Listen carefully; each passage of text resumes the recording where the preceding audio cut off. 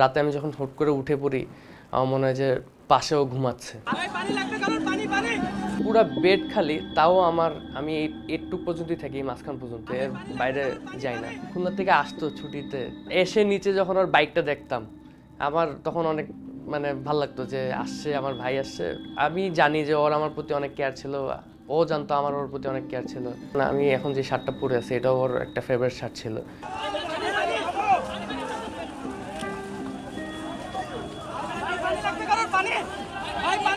মীর মাহফুজুর রহমান মুগ্ধ 18 জুলাই কোটা সংস্কার আন্দোলন ঘিরে উত্তরার আজমপুরে সংঘর্ষে গুলিবিদ্ধ হয়ে মারা যান। 2023 সালে খুলনা বিশ্ববিদ্যালয় থেকে গণিতে স্নাতক শেষ করে ঢাকায় ভর্তি হয়েছিলেন বাংলাদেশ ইউনিভার্সিটি অব প্রফেশনালসে, করছিলেন প্রফেশনাল MBA। পড়াশোনার পাশাপাশি ফ্রিল্যান্সিংয়ে বেশ ভালো আয় হতো মুগ্ধর। সব বায়ার হাইলি স্যাটিসফাইড আর কি। আর ওর যেই কন্ডিশন যে অলরেডি মোর দেন 1000 হচ্ছে রিভিউজ, তো এটা ওর একটা টার্গেট ছিল এবং ওটা নিয়ে খুব আমাদের সাথে ফ্লেক্স নিত। দেখছো, দেখতে ভালো লাগতেছে না, 1000 রিভিউ, 5 স্টার সব। ওর কখনো ইচ্ছে ছিল না সরকারি চাকরির প্রতি।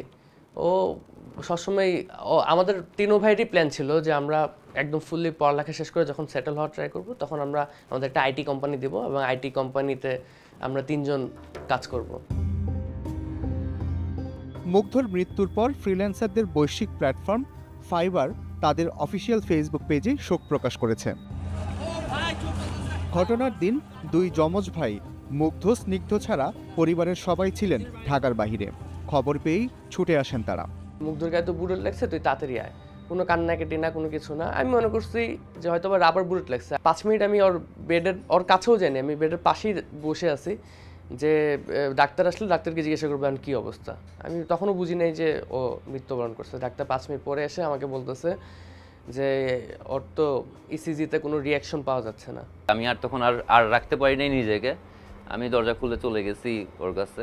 আমার বাবা মাকে তখন আমাদের আত্মীয় স্বজনরা ধরে নিয়ে আসছে। আমার মা তখন থেকে সেন্সলেস হওয়া শুরু হয়েছে, যে 8-9 বারের উপরে সেন্সলেস হয়েছে। 3 ছেলের মধ্যে এক ছেলের এভাবে চলে যাবে তা যেন বাবা মার কাছে এখনো অবিশ্বাস্য। প্রতি ক্ষণে ক্ষণে তাই যেন বিদায় বেলার কথাই মনে পড়ে তাদের। আর যেমন কাছের থেকে আর দেখছি, ওরে আমার মনে হয় যে আমার দেখা শেষ হয়েছে না, কাছের থেকে আমি মনে হয় দেখতে পারি না। এই একটা আফসোস আর কি। পড়াশোনার পাশাপাশি ফুটবল খেলোয়াড়, গায়ক, গিটারিস্ট ও দক্ষ সংগঠক হিসাবে বেশ সুনাম ছিল মুগ্ধর। বাংলাদেশ স্কাউটসের সক্রিয় সদস্য ছিলেন মুগ্ধ স্নিগ্ধ। যে কোনো দুর্যোগে এগিয়ে গেছেন তারা। মিলেছে ন্যাশনাল সার্ভিস অ্যাওয়ার্ড স্বীকৃতিও। বাসায় থাকলেও বা যাই করতাম, ও এটাতে যাইতো। এটা আমাদেরকে বললে আমরা আসলে কখন নাও করতাম না, যে হ্যাঁ পানি দিতে যাইতেই পারো। সবসময় বলতো যে যত সম্ভব আমরা পলিটিক্স থেকে বাইরে থাকবো, কখনোই পলিটিক্সে যাব না। মোটরসাইকেলের প্রতি আলাদা ঝোঁক ছিল মুগ্ধর। চেয়েছিলেন দেশের 64 জেলার সার্কিট হাউসের সামনে ছবি তুলতে, কিন্তু তার সেই ইচ্ছা যেন অপূর্ণই থেকে গেল। আমরা তিনো ভাই আসলে খুব ঘোরাঘুরিটা খুব পছন্দ করি। আমাদের তিনো ভাইয়েরই বাইক আছে, আমরা তিনো ভাই বাইক নিয়ে একসাথে ঘুরতে যাই। আমার ওয়াইফ সহই ঘুরতে যাই। আমরা কাপ্তাই, রাঙামাটি বাইক নিয়ে ঘুরে আসছি, কিশোরগঞ্জ, মিঠামইন, এরকম বিভিন্ন জায়গায়, শ্রীমঙ্গল।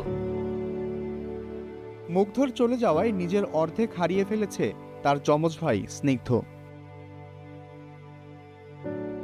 থাকার ঘর জুড়ে সবখানেই যেন মুগ্ধরই স্মৃতি। বিষয়টা মেনে নিতে হবে, কিন্তু আমি সারা জীবন এটার জন্য আমার আফসোস থেকে যাবে যে আজকে মুগ্ধ এই জায়গায় থাকলে আমার এটা বলতো।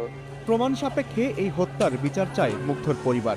তবে তার জন্য নিরপরাধ কেউ যেন সাজা না পায় সেদিকেও লক্ষ্য রাখতে বলেছেন তারা।